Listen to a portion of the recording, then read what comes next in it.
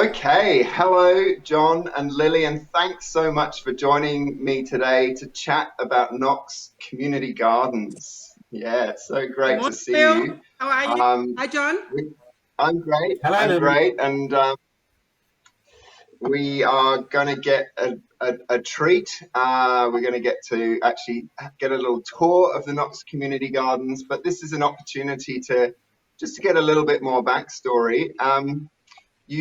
The Knox Community Gardens have been open throughout lockdown. And John, why do you think the gardens have been so important for people during this period? Well, we've been very fortunate that working at the plots has been classed as both as exercise, and so we've been allowed to go up for an hour a day to work, and it's been just so many members that I've met, socially distancing, of course, while I've been there, have said how it's been a great opportunity to get out of the house, to go out and actually do something in the fresh air, and to be able to work with their plants and things, so that they've got their veggies growing, and it has been great. And unfortunately, we've got 15% of our people are more than 5 k's away and not able to attend. So I've spoken to quite a number of them on the phone, and yes, Lily's one of them, and they're really distressed by not being able to get out, and also not being able to get at their garden, and it's been a bit sad, really, for them. It is. Great for everybody else. Mm-hmm. I know, because I don't know what's growing in my garden at the moment. I bet you my carrots are giant, huge, because I haven't been up there for ages. Yeah, there's a lot of tall things in the plot, Lily. I can imagine. Presumably, though, community being the center of your operation down there, there is an opportunity for people who can get down there to look after each other's plots as well. Yes, and in John? fact, we've been around, and been cutting down, pulling out on quite a number of plots to try and help out those people who are not able to attend, and it's a bit obvious who they are when you look around at the people who are able to work. There's a few that stand out as needing a bit of love, so we're trying to give it a bit of love. Thank you for looking after my. Oh yeah, good. So obviously, individually, an opportunity to be in a safe outdoor place, and also grow veggies. There's two health benefits there. But it's much more than just the individual getting something out of it. Tell me, Lily, about how, especially in the past, you obviously haven't been down there during COVID, but your experience of the gardens when they're running at full capacity with everyone connected. Tell me about the conviviality, about what the gardens do to bring people together. Well, the garden has always been my oasis. I mean, I just go up there and I spend hours there weeding, just, and cleaning it up, because I don't often, I go there probably once or twice, in summer more often, but otherwise I go there probably once a week to do weeding, etc. But when I go down there, it's just a community of potters getting together to chat, to talk about, what's growing and whether you need help. They're always ready to jump in and offer you help, a helping hand, especially your neighbour potters. And it's just so good to get advice from the experienced green thumbs, I call them. They are always available to offer a helping hand to you, and the exchange of goods down there. Everybody's picking a couple of tomatoes or chilies to hand over to you, and you're picking a couple of mints and basil, etc. So it's just amazing. It's a beautiful community garden down there with lovely plotters. Yeah, great. At the moment, it's not the produce that people are sharing, but their seedlings. So during the past week, there've been lots of people up, and they've been planting their seeds at home and bringing in their little plants. But they might only need 20 for themselves, but they've grown 50. So they're sharing sharing their lettuces and their capsicums and all sorts of things have been passed around the pots today, so that everybody's got a few things. I've got some lovely eggplants the other day, and I'm sharing tomatoes with people. Great. It's a great sharing community. But also, lots of people are talking about how they're preparing their soils, what sort of composts they're using, where they can get it, how are they getting it, which are big things at the moment, and sharing those sorts of things. Broad beans. Everyone's got too many broad beans at the moment, so they're either digging them into the soil, which is good for it, or picking the small beans to eat. And they're lovely when they're small, and I've had some this week, so they're good. Stir frying, they're good for Great. stir frying. Oh, Indeed, nice. I yes. hadn't thought of that. We've got a bunch in the sink right now that we're slowly sort of peeling into salads. They've started to come into my farmer's market just around the corner. And or you can mush them into a paste or a pesto. Broadbean pesto. So many tips. Now, here we are on the subject of food, and of course that's why most people are growing these things. I imagine during times pre-lockdown and hopefully post-lockdown, there's always, I imagine you sometimes get together for a cook-up up there, Lillie, is that right? Absolutely. Well, my opportunity to cook up there is when there's a working bee, or when they're running workshops, etc. But working bee is where I don't get my hands dirty at all. I stay in the kitchen, and the plotters will be, doing their round on my veggie patch, but then I get to cook for everybody. And this is where all the veggies come in different plots, and then I'll just chop them up and throw them all into the one big pot. So it's a lovely environment to be in at that time of the year, or when we run the working bees.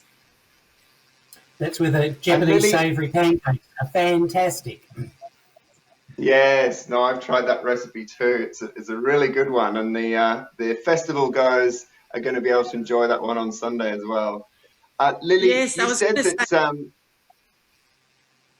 Go on. Sorry, I was going to say we are notching up that okonomiyaki there on the day at Stringybark. Yeah, 4 o'clock. Fantastic. Yeah, I'm really looking forward to that session. So Lillie, you said such a simple recipe, but it tastes great. It's really such a simple recipe, but it tastes great. Yeah, it is. I've cooked it twice already, and it's been a hit.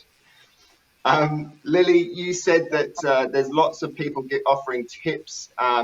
When you first came to the gardens, were you already a pretty good gardener, or were you starting from scratch?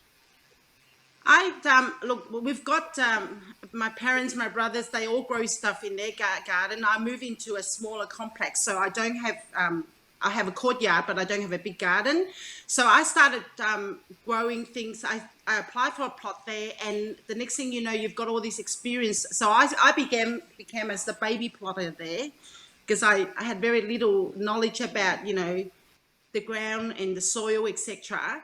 And so you had all this experience, green thumbs coming along, offering advice, what to plow at certain times of the year. And it was, I think it was about springtime at the time, and everybody's coming with their chili seedlings and capsicum and lettuce, tomatoes. It was just an awesome experience. And, from watching it, going into the ground to actually seeing the actual fruits themselves, it was just amazing. It was just wow. I go up there every day, morning and night, because it was heading towards summer, and watering and just watching it grow on a daily basis. It was like, watching a little baby grow. Yeah, it was just fascinating. Very exciting stuff. One of the things One of the things which is good is that people, when they're sharing their fruit, perhaps like in summer or in autumn, people then save the seeds of the ones that they like, and then, so this time of year, you're growing those seeds of the fruit which was successful last year, and you're then able to share those successful fruit seedlings with others at the plots this year. And so there's lots of people up there now who are growing on yet another season for things that have done well in the past.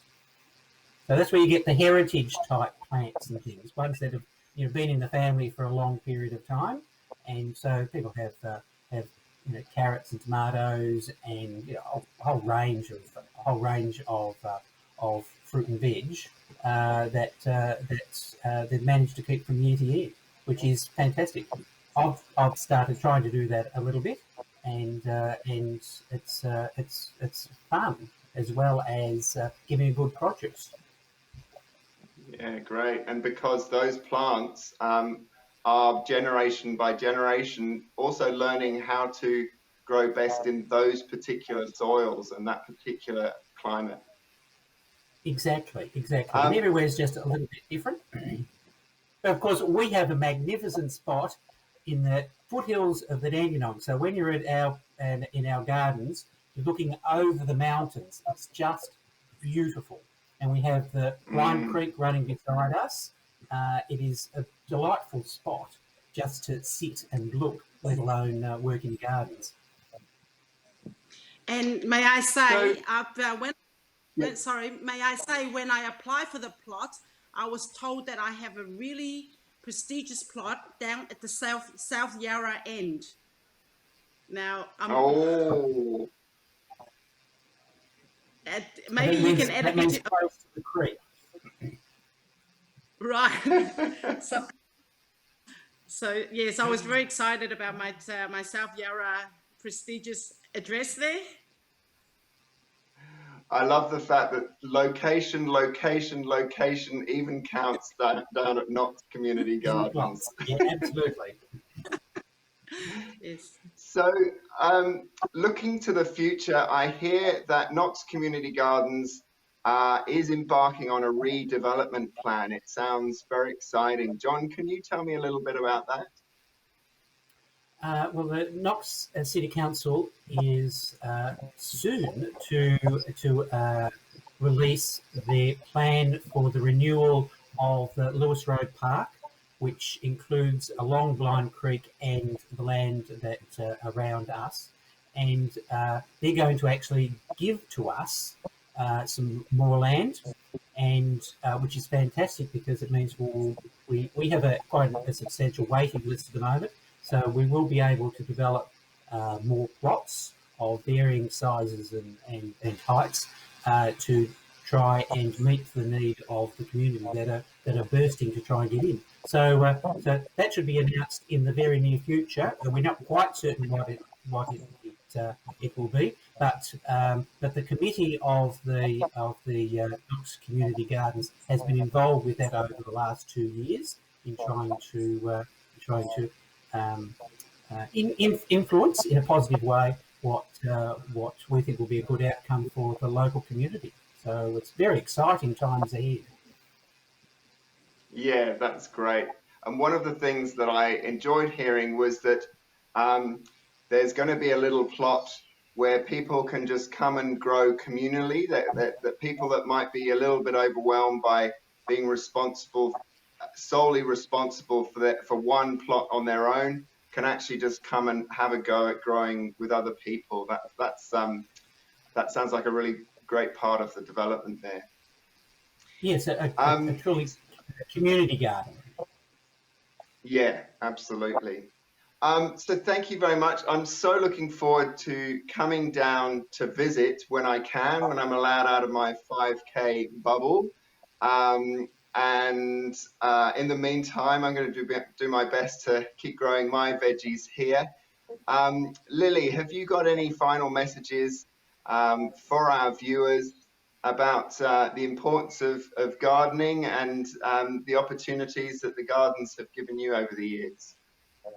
Well, the thing is, keep growing, whether it's big or small. I think because for me, if I have trouble getting to my plot, so I'm actually popping up my little garden in my courtyard. in planters. So I've got a whole big range of herbs and veggies growing there in little pot plant situations. But keep yourself active in the garden, whatever you do.